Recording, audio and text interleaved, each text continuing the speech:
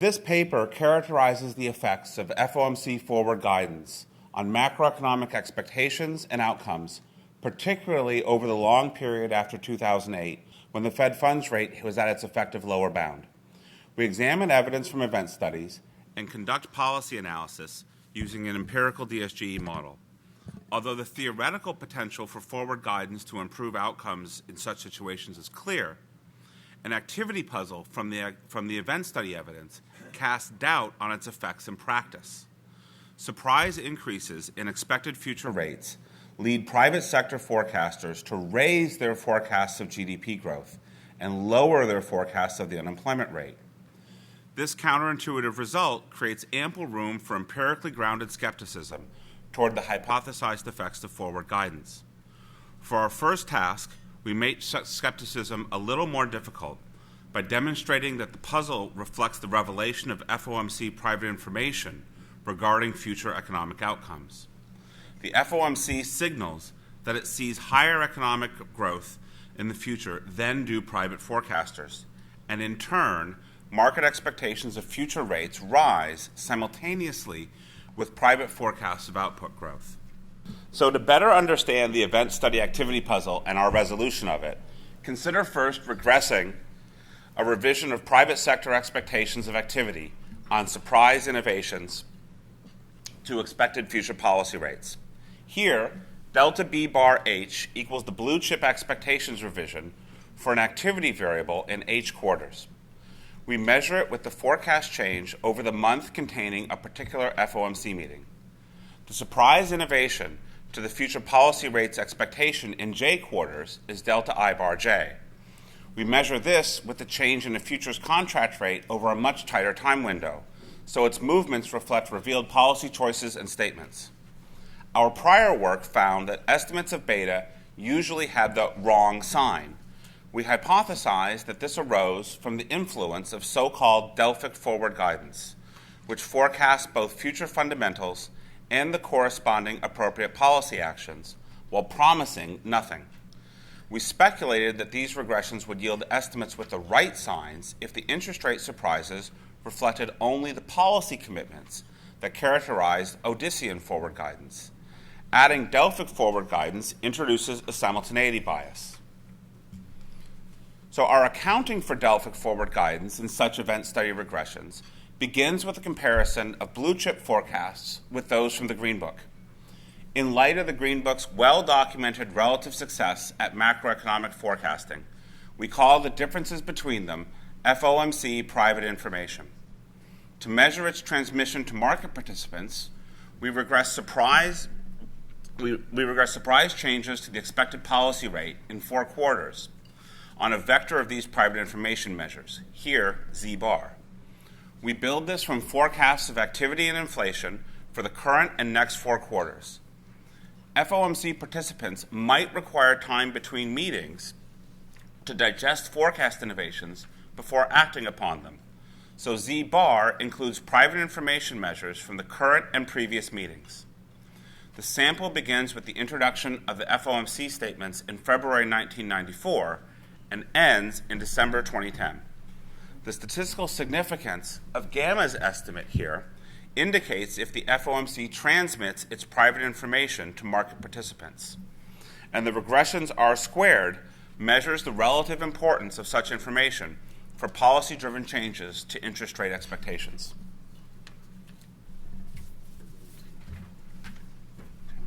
Here, we summarize the estimation results with Wald tests of exclusion hypotheses. To aid in interpretation, we also report the analogous results for a regression in which the dependent variable equals the current policy rate. There are 3 results to note. First, FOMC private information indeed explains some of the surprise change in the expected future policy rate. So it appears that the Green Book forecasts influence private expectations through the statement's content. This reflects the previous meeting's private information. So FOMC communications display latency. Excuse me.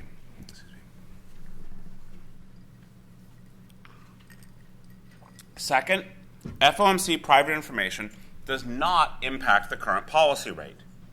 This result deflects a possible critique of our approach, that the staff adjusts its forecast to support a preset policy conclusion. Third, the regression R squared equals 23%.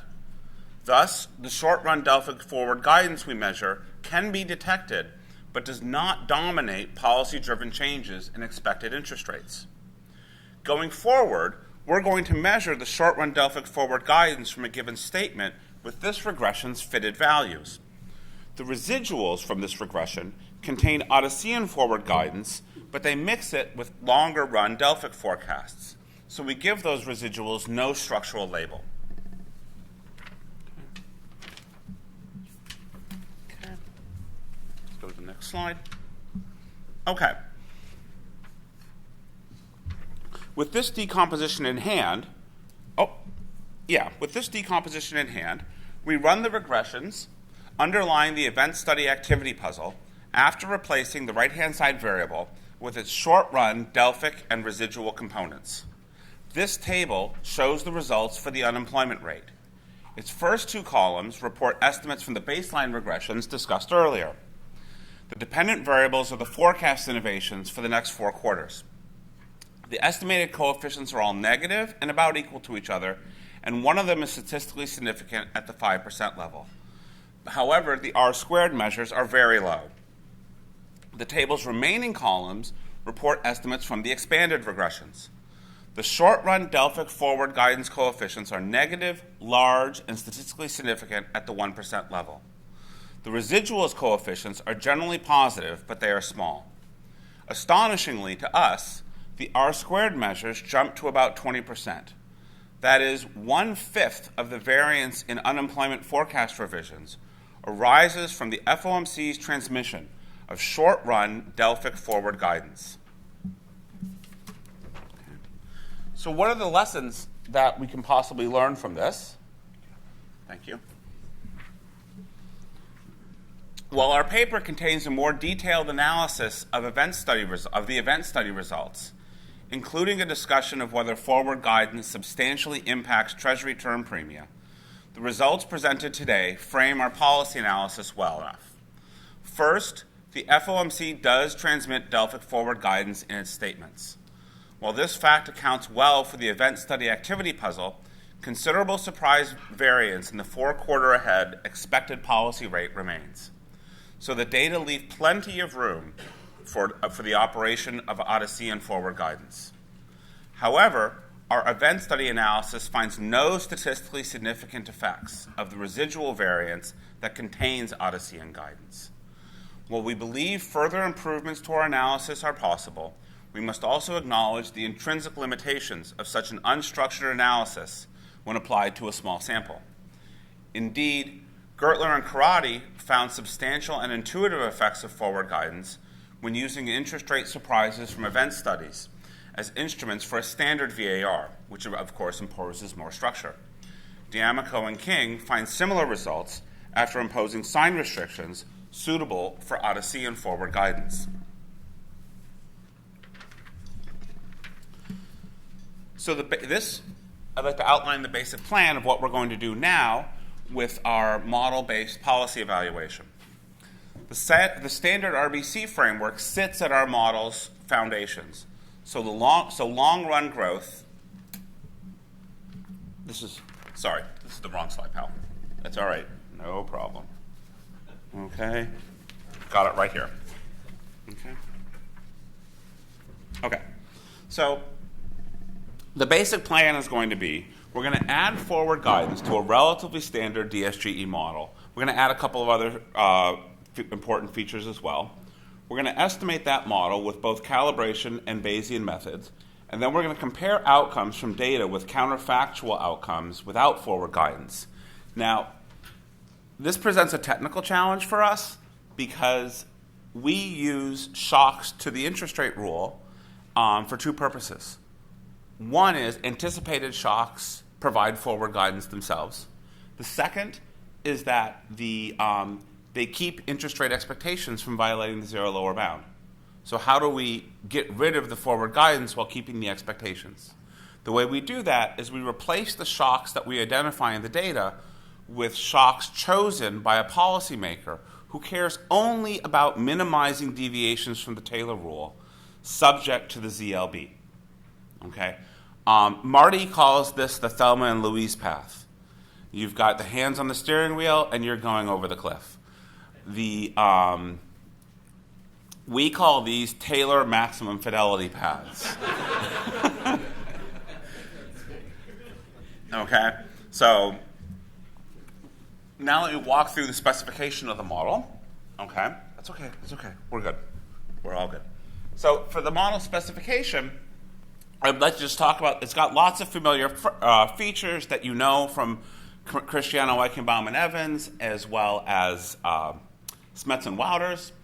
I'm going to highlight the new features. On the preferences side, we add two things.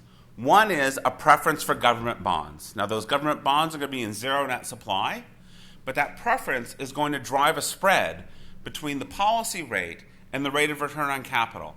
And that spread is necessary if our model is to match both NIPA aggregates in the long run and a reasonable long-run Fed funds rate. Those two are very different from one another, obviously.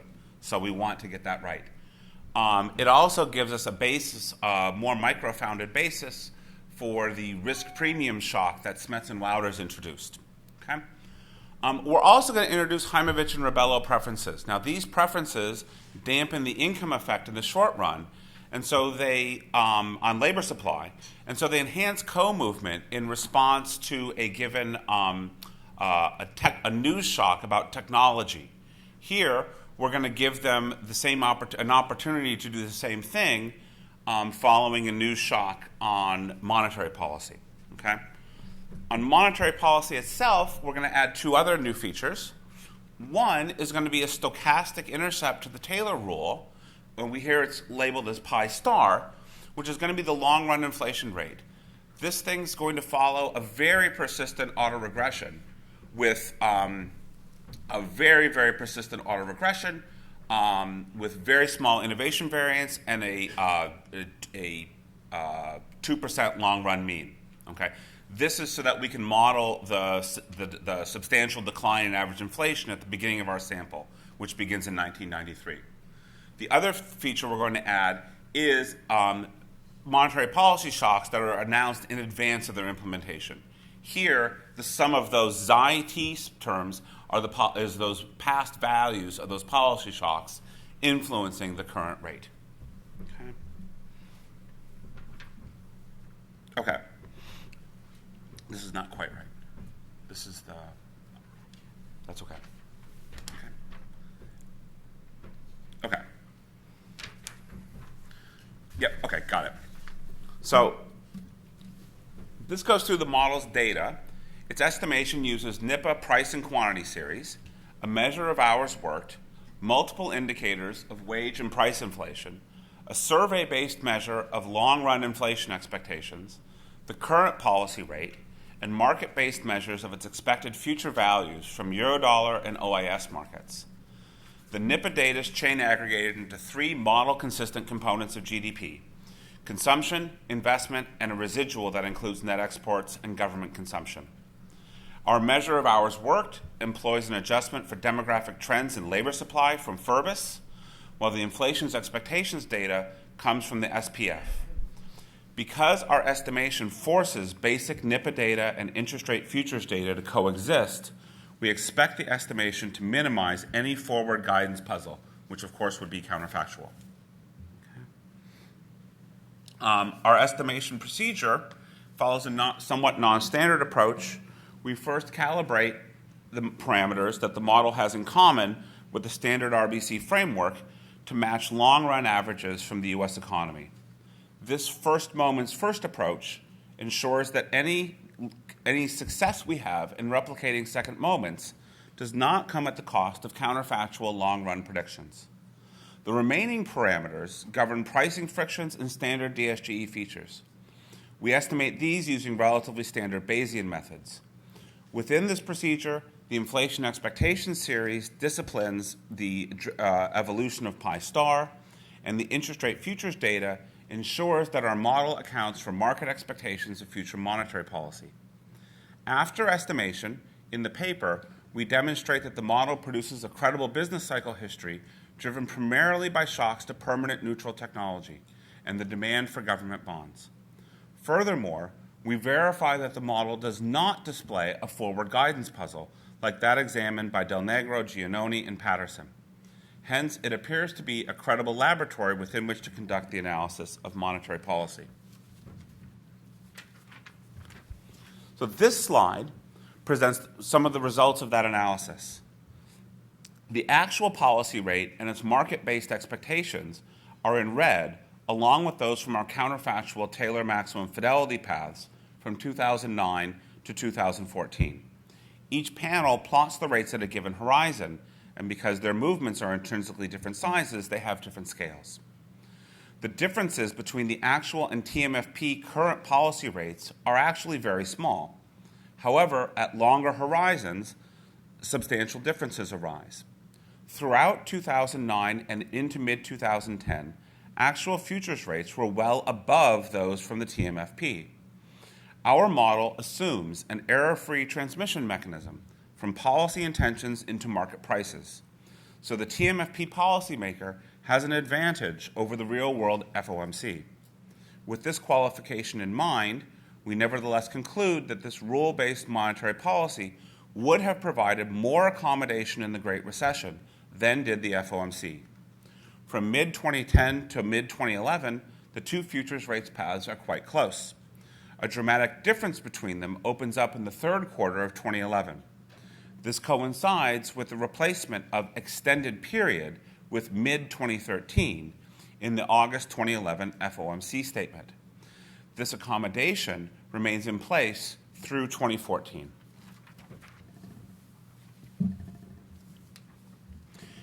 Now, unfortunately, the colors got switched here. Blue is now truth and red is counterfactual. The implications of these policy differences for the actual and TMFP output gaps are substantial.